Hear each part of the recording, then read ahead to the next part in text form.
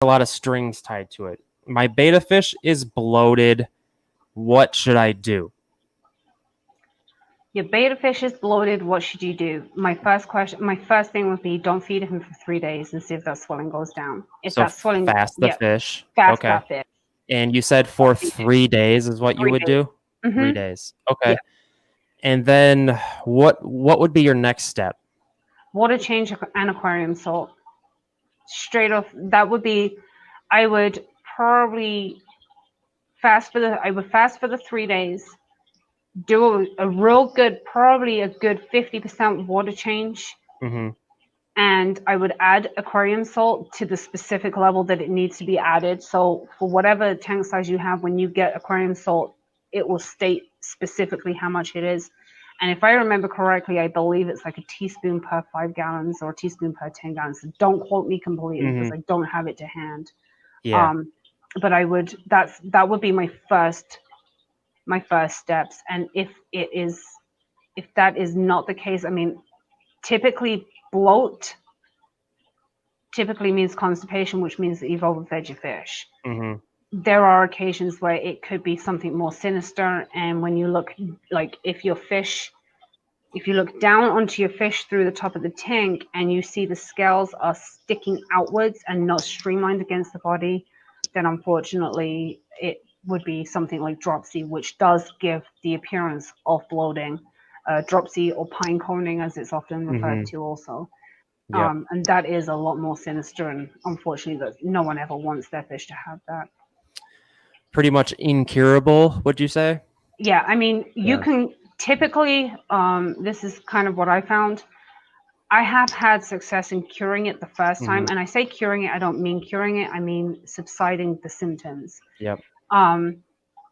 A lot of people don't realize that pine coning or dropsy is actually osmosis, and your fish's kidneys are failing, which is why it has the water retention, therefore pushing the scales outwards.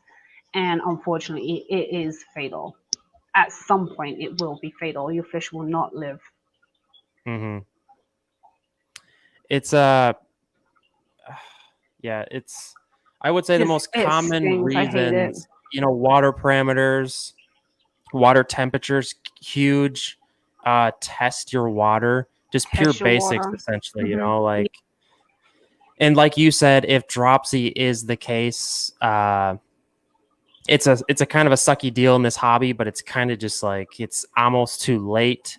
I will say though that we do lose some fish in this hobby, and it's just, don't get too down about it, but try to learn from your mistakes moving on.